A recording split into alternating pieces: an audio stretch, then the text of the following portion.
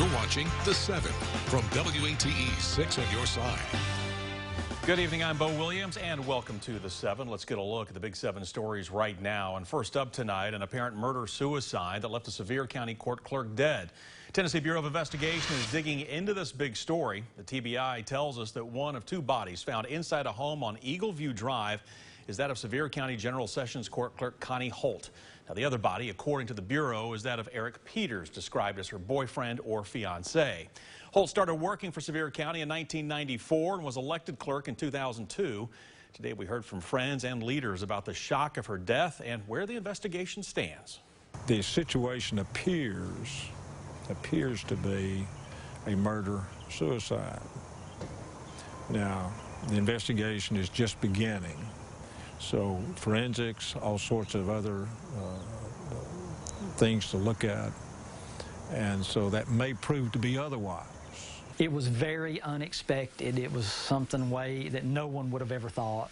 Just her compassion for others. If a few of us would step back and follow that suit and have that kind of compassion, I think a lot of things would change in this world. Because that was where her heart was at, was helping others.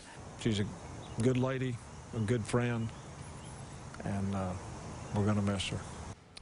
General Sessions Court is canceled through Wednesday because of Holt's death. Penny Johnson was sworn in this morning as acting General Sessions Court clerk. She'll take over for Holt until the Sevier County Commission appoints an interim clerk. The position is up for election in 2022.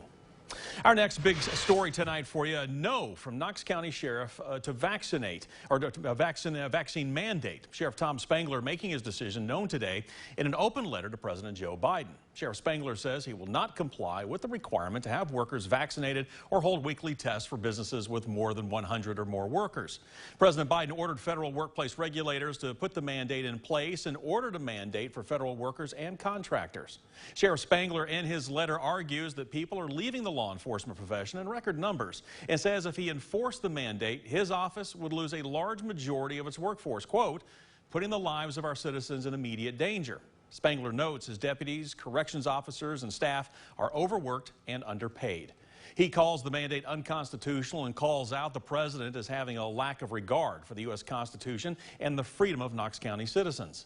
Spangler writes, quote, we are still the land of the free because of the brave. And he goes on to say he hopes, quote, that more community leaders will stand against this unconstitutional mandate.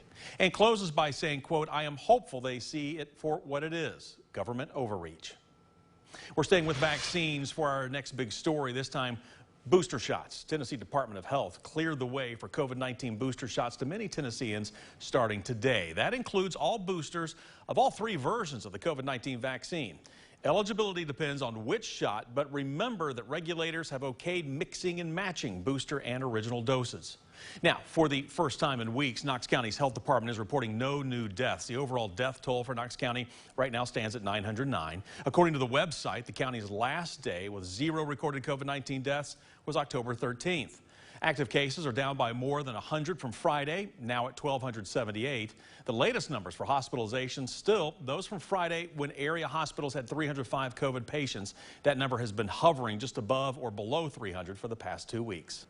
Now to a big story affecting Tennessee's legislature. State Senator Brian Kelsey from the Memphis area is accused of breaking campaign finance laws. He has been indicted by a federal grand jury, along with a Nashville social club owner, of taking part in what prosecutors call a campaign finance conspiracy. The indictment claims this goes back to 2016 and an alleged scheme to secretly coordinate with a national political group to support Kelsey's failed congressional campaign. Now, Kelsey responded today saying he's the focus of a witch hunt. Look, this is nothing but a political witch hunt. The Biden administration is trying to take me out because I'm conservative, and I'm the #1 target of the Tennessee Democratic Party. These 5-year-old unfounded allegations have been reviewed and re-reviewed. They were wrong then, and they're wrong now. Kelsey could face 5 years in prison on each count. Back here in Knox County, a new lawsuit in a case that we've been following for you. A former director for Knox County Parks and Recreation is now suing the county. A little more than a year ago, Paul White was fired during a misconduct investigation by the county and the state comptroller's office. He's accused of granting the now former chief of staff, Brian Hare, permission to use a county-owned golf cart.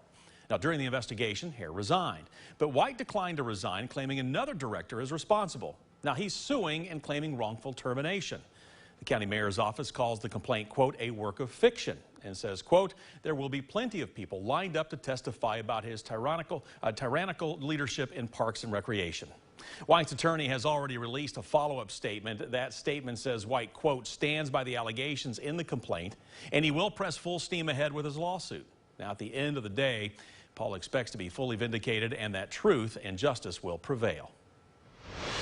Knoxville's largest park is about to get a makeover thanks to a hefty gift from the Haslam family. Haslam's just donated $35 million to enhance Lakeshore Park. That will go toward building a new baseball complex, field house, pavilions, event lawns, a small amphitheater, playgrounds, trails, and fitness areas. Large project to make sure the city's most visited park will stay popular for years and years to come. Lakeshore Park is just such an incredible jewel for the city. I mean, it provides tremendous 185 acres of open space for people to do sports or come for a walk or meet friends here.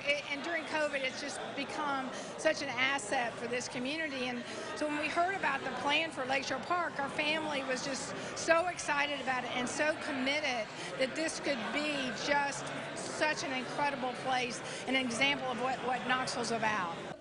We're told construction will start in November. Lakeshore Park will stay open during the project, although some areas will be off limits while crews do their work.